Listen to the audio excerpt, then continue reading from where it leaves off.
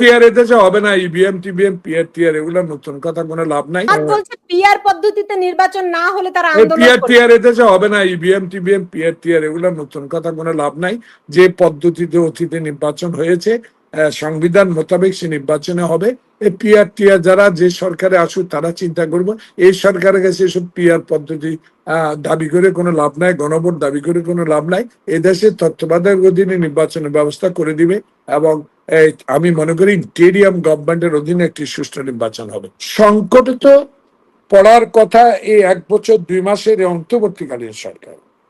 তাদেরকে সংকট সৃষ্টি করার জন্য দিল্লি থেকে বসে যে ষড়যন্ত্র, সচিবালয়ে বসে যে ষড়যন্ত্র, আগুন দেওয়া, আজকে অস্ত্র উদ্ধার করা, একজন মেজর তার স্ত্রীকে দিয়ে অশান্তি সৃষ্টি করা, তারপরেও শক্ত হাতে প্রফেসর মোহাম্মদ ইউনূস জনগণের অকুণ্ঠ সমর্থন নিয়ে আজকে 1 বছর 2 মাস অতিক্রান্ত করছেন। বাকি সেপ্টেম্বর, অক্টোবর, নভেম্বর, ডিসেম্বর, জানুয়ারি, ফেব্রুয়ারি মাসে 12 যেই দলেই সংখ্যাগরিষ্ঠতা পাক তার হাতে ক্ষমতা হস্তান্তর করা পর্যন্ত বাংলাদেশের মানুষ এই অকুতোভয়, এই বৃদ্ধ, এই মান সম্মান এনে দেওয়া, সারা বিশ্বের কাছে বাংলাদেশিকে জিয়াউর রহমানের মতো পরিচয় করে দেওয়া ডক্টর ইউনূস শক্ত হাতে একটি নির্বাচন উপহার দিবেন।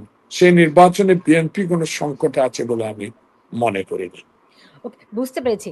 অনেকগুলো প্রশ্ন আপনার এই কথার মধ্য দিয়ে আসে। প্রথমত যেটি অনেকেই বলেন যে নির্বাচন কি হবে? বিএনপি কতখানি কনফিডেন্ট যে আসলেই নির্বাচন একটি হবে? সুলতানা, আপনি আছেন 10,000 মাইল কিলোমিটার দূরে, আর আমি আছি বাংলাদেশের ঢাকায়। আইন শৃঙ্খলা অবনতি হচ্ছে, কারা করছে সবাই জানে, মানুষ জানে। চা দোকানে যারা বসে চায়, কারা করছে বলতে দেন। আইন শৃঙ্খলা অবনতি কারা চেষ্টা করছে, নির্বাচনকে সংকট তৈরি করার কে চেষ্টা করছে, এদেশের জনগণ বুঝে। কারণ এদেশের জনগণ 71 সালে যখন যুদ্ধে ঝাঁপিয়ে পড়ে তখন কোনো মত ছিল না। একটা মতাদর্শ আমাদের বিরুদ্ধে চলে যাওয়ার পরেও, স্বাধীনতা যুদ্ধে পাকিস্তানের পক্ষ অবলম্বন করার পরেও বাংলাদেশের অকুতোভয় যোদ্ধারা সেদিন দেশ স্বাধীন করে এনেছে। আজকে স্মরণ করে দিতে চাই কারা করছেন। আমি আপনি সবাই বুঝি, বুঝার পরও 16 বছর যে দলটি নির্বাচনের নামে প্রহসন, যে দলটি দলীয়করণ করা, যে দলটি লুট করা, যে দলটি অস্ত্র, সরকারি অস্ত্র যুবদল, যুবলীগ, ছাত্রলীগের হাতে তুলে দেয়, যে দলটা 18 মতো একটি নির্বাচন করে, যে দলটি 14 মতো একটি নির্বাচন করে, যে দলটি 2024-এর ভাই ভাই নির্বাচন করে, যে দলটির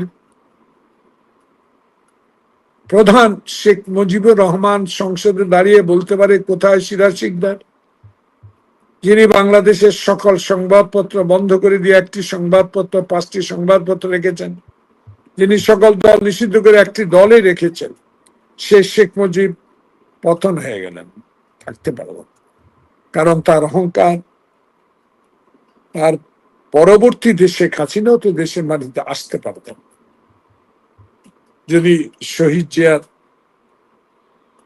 সেই দয়া, আমি বলবো না, শহীদ জিয়ার বিশ্বের দরবারে রাজনৈতিক নেতা হিসেবে হাসিনাকে দেশে এনে রাজনীতি করার সুযোগ করে দিয়ে সেই 7 দিন পর 10 দিন পর সেই শহীদ জাগর চট্টগ্রামে নির্মম ভাবে হত্যা করা হলো।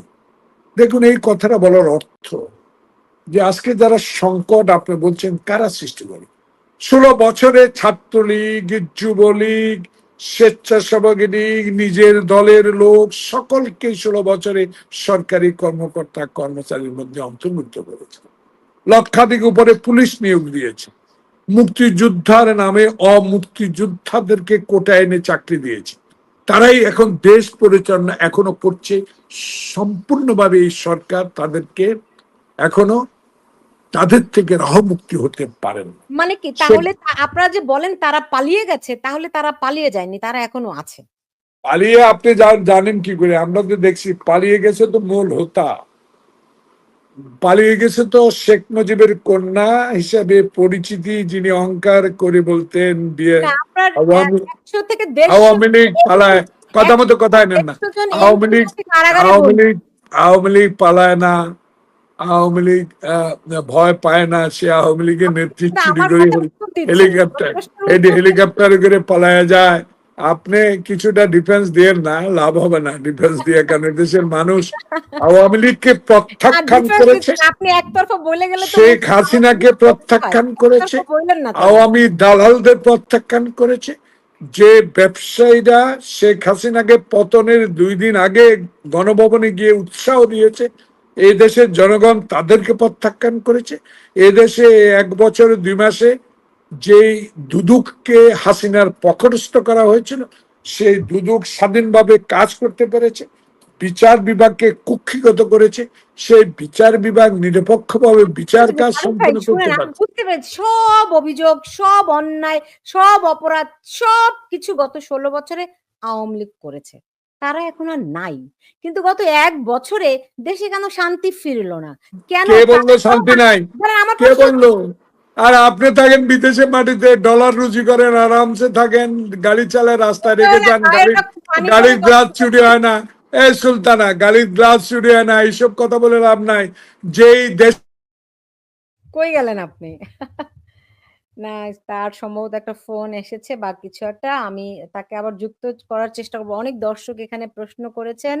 আ দেখি ২-১ টা প্রশ্ন আমি দিচ্ছি। ফারুক ভাই, যে পেয়েছি ফারুক ভাইকে। দেশে জি, আমরা থাকি, আগামীতে 12ই ফেব্রুয়ারি পর যদি নির্বাচনের তারিখ নির্ধারণ করেন, সেই নির্বাচনের পর দেখবেন আমেরিকার চেয়ে শক্ত গণতন্ত্র এই দেশে প্রচলিত হবে। হাসিনার প্রেতাত্মা আর এই দেশে থাকবে না, এরশাদের প্রেতাত্মা থাকবে না, এই দেশে থাকবে তারেক রহমান গতকালকে স্পষ্ট বলে দিয়েছে, এদেশ থাকবে জনগণের, এদেশ থাকবে সাংবিধানিক, এই দেশ থাকবে গণতন্ত্র, এই দেশে কোনো আমলার, এই দেশে কোনো দুর্নীতিবাজের স্থান হবে না। কারণ 16 বছর অক্ষরে অক্ষরে যে শক্ত হাতে দল শক্তিশালী করে যে সফলতা এনেছেন, সেই সফলতা, যে গুণ তার মধ্যে রয়েছে, বিশ্বের দরবারে লন্ডনে আমেরিকা আপনি থাকেন বসে, বিশ্বের বিভিন্ন দেশের রাষ্ট্রদূতরা ওনার সাথে সাক্ষাৎ করে উনি ভবিষ্যতে কি করবেন, তো উনি একটাই কথা বলেছেন, আমি জানি না আগামী নির্বাচন সুষ্ঠু হলে যদি জনগণ বিএনপিকে সংখ্যাগরিষ্ঠ অর্জনে ভোট দেন, নিশ্চয়ই বিএনপির সরকার গঠন করবে, সেই সরকার হবে জনগণের সরকার। আপনি বলছেন আমি কি সুখে আছি? আপনি কি করে বুঝবেন? না, বহুত সুখে আছি। এখন আমি দরজা করে ঘুমাতে পারি, চোতার আছে, চুরি ডাকাতি আছে। এখন নিঃসন্দেহে বলতে পারি হাসিনা নাই, নিঃসন্দেহে বলতে পারি যুবলীগের অস্ত্র নিয়ে ফারুক মিয়ার বাসার সামনে দাঁড়িয়ে থাকবে না, নিঃসন্দেহে বলতে পারি ফারুক মিয়া আজকে এটিএন নিউজ, ডিবিসি, সময়, এইগুলাতে টকশোতে যাওয়ার আগে ওইসব মিডিয়াতে যায় দাঁড়িয়ে থেকে গাড়িতে ফেরত দিবে না, এমন আশঙ্কা করার সময় এখন নাই। বাংলাদেশে যে আগামীর যে নির্বাচন, সে নির্বাচন বিএনপি কোন সংগঠন নেই, আচ্ছা, বিএনপি আল্লাহর আমি বুঝতে পেরেছি। রহমতে। কিন্তু দেখেন দর্শক, এই যেখানে সাকিব পারভেজ খান, তিনি একটি প্রশ্ন করেছেন, দিন, দিন বিএনপির ভোট কমতেছে, জামাতের ভোট বাড়তেছে। আপনার কি মনে হয়? আসতো আসবে। যে জামাত 71 সালে যুদ্ধের বিরোধিতা ঘুষছে, সে জামাতকে রাজনীতিতে এনে শহীদ প্রেসিডেন্ট জিয়াউর রহমান ক্ষমা প্রদর্শন করে একটি সুখী সমৃদ্ধ বাংলাদেশ গড়ার কাজে সকলকে মিলে কাজ করার যে অভিপ্রায় করেছেন, সেই জামাত ইসলাম কি তার জায়গায় আছে? তাই জামাত ইসলামের ভোট কি মসজিদের মধ্যে বেচতে বিক্রি করলেই জামাতের ভোট বাড়বে? এখানে আপনি তো নাই, আপনি কি করে বুঝবেন কে সাকিব সাহেব কি ঢাকায় আছেন, না লন্ডনে আছেন, না ওয়াশিংটন আছেন, না নিউ ইয়র্কে আছেন? ওনাকে আমার উল্টো প্রশ্ন থাকবে, সাকিব ভাই যান, আসেন এই দেশে এসে কিছুদিন থেকে যান, তারপরে দেখবেন। আর আপনাকে আরো আমন্ত্রণ জানাচ্ছি, এই প্রশ্নের উত্তর তো অবশ্যই দেব, যদি ফেব্রুয়ারি মাসে দেশে একটি সুষ্ঠু নির্বাচন অনুষ্ঠানের মাধ্যমে বিএনপি সরকার গঠন করতে পারে, এসে থেকে যান, দেখে যান, এই দেশে আর কেউ হাসিনা হবে না। এটা শহীদ জিয়ার জ্যেষ্ঠ সন্তান তারেক রহমান। জি, জি, আমি বুঝতে পেরেছি। এখন এই যে আমরা তো সব জায়গায় দেখছি জামাতের খুব প্রতাপ, তাই না? এমনকি ঢাকা ইউনিভার্সিটিতে তারা একটা একটা পরিকল্পনা করে ছাত্র দলের কমিটি বাদ দিয়ে দিতে হবে, এরকম একটা দাবি নিয়ে আসলো, রাইট? কি জমাত জমাত কোথায় কি করছে ছাত্রদল নেতার সুলতানা? খুন হলো। আপনারা দেখেন খোকা ভাইয়ের ছেলে কি যেন নাম, ইশরাক হোসেনের মতো এরকম উদীয়মান এক তরুণ নেতা বিএনপি সমর্থন পেল না, রাইট? তাহলে কেমন করে আপনারা বলেন যে দল আপনারা অনেক সম্ভাবনা নিয়ে আছে, দলের যাদের সম্ভাবনা তাদেরকে কি ভালো সুযোগ বিএনপি দিতে পারছে? আপনার তো দেখি উপস্থাকে পুরা আওয়ামী লীগ। আচ্ছা শোনেন, আপনি তো পুরা জামাতে ইসলাম। আচ্ছা শোনেন উপস্থাপক মহোদয়, আপনার মাধ্যমে বলতে চাই জামাত ইসলামের সাথে বিএনপির তুলনা করেন না। তারা তাদের আদর্শ নিয়ে রাজনীতি করে, আমরা আমাদের আদর্শ নিয়ে রাজনীতি করি। আমাদের আদর্শ শহীদ জিয়ার 19 দফা, এখন 31 দফা, এসব নিয়ে আমরা রাজনীতি করতে চাই জনগণের জন্য। যে সরকার তারেক রহমানকে মেরে ফেলার ষড়যন্ত্র করেছে, এক ভাইকে হত্যাই করেছে, যে সরকার বেগম খালেদা জিয়াকে বিনা কারণে জেলে রেখে তাকে আটকে রেখেছে, যে সরকার গুলশানের রাজনৈতিক কার্যালয়ে বন্দি করে টেলিফোন লাইন, পানির লাইন, খাওয়া বন্ধ করে দিতে পারে। Please let me finish. তো সেই কারণে আপনাকে বলতে চাই জামাত ইসলামের সাথে বিএনপির তুলনা না করাটাই ভালো। এই কারণে ভালো, জামাতকে আগামী নির্বাচনে অংশগ্রহণ করতে দেন, এবং যদি শেখ হাসিনার আওয়ামী লীগ এই দেশে হাসিনাকে ঘৃণা করে, আওয়ামী লীগকে ঘৃণা করে, আমি এইটুকু বলতে চাই, যদি হাসিনা বাংলাদেশে উন্নয়ন করে থাকে, গণতন্ত্রের সপক্ষে কাজ করে থাকে, সাংবিধানিক প্রতিষ্ঠানগুলো ধ্বংস না করে থাকে, বিচার বিভাগকে ধ্বংস করে না থাকে, হাসিনা পালালো কেন? সেটা বলছে আমি পালায় না, আওয়ামী লীগ পালায় না। সৎ সাহস থাকলে দিল্লি থেকে এসে আত্মসমর্পণ করে বাংলাদেশ আওয়ামী লীগকে পুনর্জীবিত করুন, তাহলে দেখা যাবে আপনার শক্তি কতটুকু, আপনার সমর্থন কতটুকু। তাই জামাত ইসলাম নিয়ে কথা বলার কোনো প্রয়োজনীয়তা আমি ভাবি না, কারণ জামাত রাজনীতি করে, জামাতের আদর্শ ভিত্তিক। জামাত কি করবে এটা জামাতের বিষয়, অতএব জামাতের সাথে বিএনপির তুলনা করে আমাদেরকে খাটো